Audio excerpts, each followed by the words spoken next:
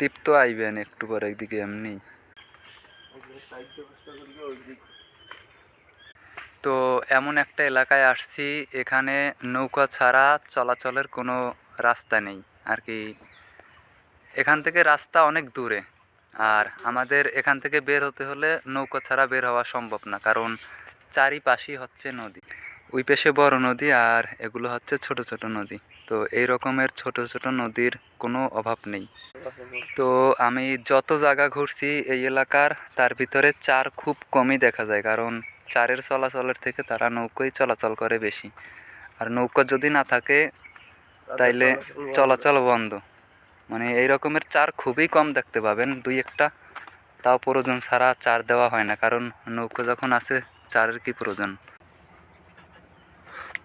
আমরা খাবা, আমরাগুলো এখনো কচি, এগুলা ফুল পোক্ত হয় নাই, কিন্তু তারপরও খাইতে ভাল লাগে, তার জন্যই খাইতেছি। মিষ্টি লাগে এক ধরনের নাকি।